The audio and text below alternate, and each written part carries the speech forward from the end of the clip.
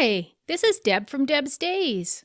It's Tutorial Tuesday, and today we're going to make this watermelon pot holder out of fabric strips. I have the supply list with the exact measurements on debsdays.com. I've added a direct link in the description right below this video. Before I get started, I publish new content each week, so be sure to subscribe to my YouTube channel. And click the bell to get notified about the latest videos. And don't forget, check out debsdays.com for free sewing and crafting patterns and links to more sewing and crafting tutorials. If you're a cruiser, I've got you covered there too. Check out my cruising resources section. You'll find cruise tips, trip reports, ship and port specific articles, and plenty of photos. Alright, let's get this project started. Along with your regular sewing supplies, for this project you need a piece of cotton backing fabric measuring 10 inches by 10 inches, a piece of muslin measuring 10 inches by 10 inches, a piece of cotton batting 10 inches by 10 inches, a piece of Brighten 10 inches by 10 inches, that's a product we've used before, a 2-inch by 10-inch piece of green fabric, a 1-inch by 10-inch piece of cream fabric, and then a pile of 2-inch wide red strips. They can be any length, but they do need to be a minimum of 10 inches long.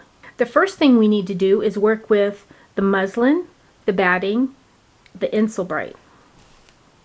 The muslin is going to be like a foundation piece for us. On top of that, we're going to put the Brighten with the foily, shiny side facing down.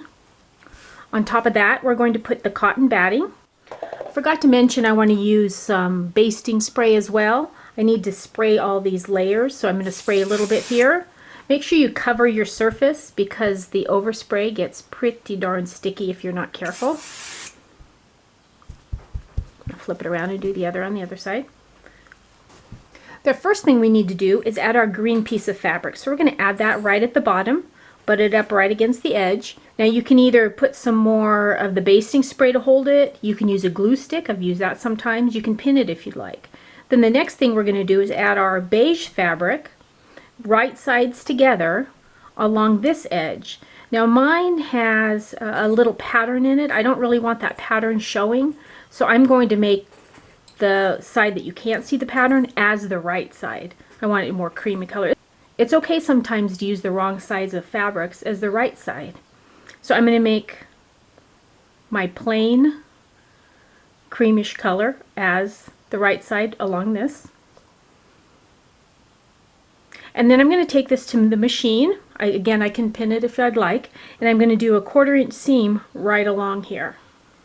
I also should have mentioned while I was doing this, oh, my seam's a little off, that's all right. If you have a walking foot, use that to do the stitching on your machine, or just use your regular sewing foot. Okay, we're going to press this open. All right. Yeah, I think I just had a little press issue there. All right, and then grab one of your red strips. I'm going to place it right side to the right side of your cream color. And then we're going to stitch here a 1/4 inch. I've got all this extra. I'm going to go ahead and cut that off right now. I didn't give you specific measurements on the red because if you're doing scraps or strips, you know they're all different shapes and lengths. So we did need them 2 inches wide. But the length doesn't matter unless they're just, like I said, need to be at least 10. All right, I'm going to do a 1/4 inch right along here. All right, and then we're going to press that open.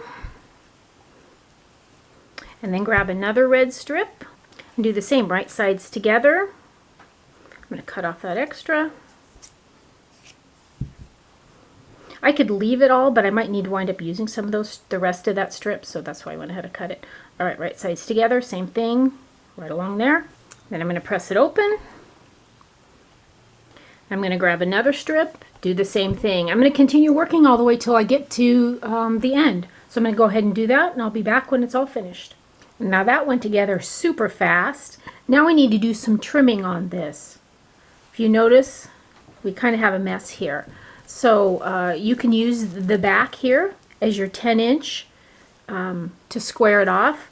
Again, like my last pot holder I made, I clearly didn't line things up properly, so I'm going to have to square it off a little bit more. So mine will be a little less than 10, which is a-okay. So I wound up trimming mine to 9.5 by 9.5. Since I did that, now I'm going to have to trim up my backing piece because you'll see it's bigger. So I'm just going to use, in fact, I think I'll flip this over this way. And I'm just going to use this as my little cutting mark. I'll just go right along the edge here to square that up too.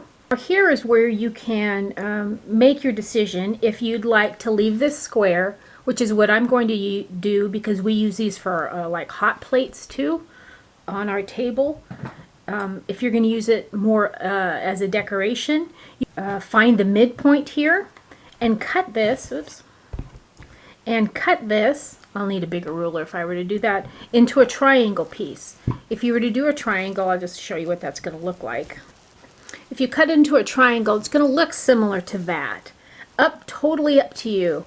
Next thing I want to do is I need to put the right sides together. So the right side of the backing fabric, the right side of this fabric, and I'm going to stitch all the way around ½ inch using ½ inch seam allowance, and I'm going to leave a space open for turning. Now if you were to cut this one into a triangle, you also need to cut this one to the same size triangle and do the same process. Sew it all together using ½ inch seam allowance and leaving a space for turning. I'm going to go do that right now. Alright, I've gone ahead and done my ½ inch all the way around.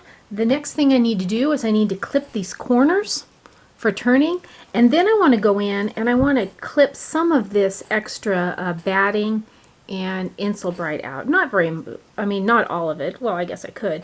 But when you do it, just be careful that you don't cut into your stitching.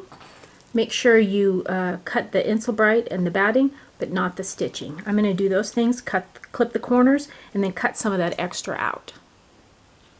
Alright, I've gone ahead and cut this extra out. One thing I did find out, since we did these strips and we had attached it to the Insulbright, I couldn't just cut this out off the back it's attached. So I had to cut close to that and then leave the other side of it. Alright, now what I need to do is turn this right side out. Alright, I've turned that right side out. Now what I need to do is get this folded under. I suspect this is going to be the hardest part of the project, is with all this extra batting and Insulbright, getting this turned under. And then we're going to turn the green under, and then we're going to stitch it closed. And while we're stitching it closed, actually that might not be as hard as I thought, we're going to stitch all the way around the potholder. Alright, I've stitched all the way around, closed up the sides. Now I'm going to go to my machine. I'm going to stitch in the ditch just between all these seams all the way across. And that's all there is to it. And to make it look like a slice, I did the same thing. What I did is I found the midpoint first and I went ahead and cut it. Then I cut the backing to match it. I placed the two right sides together, stitched all the way around, left a space for turning, clipped my corners, turned it right side out, did my top stitching, stitched in the ditch, and now I have a decorative one as well.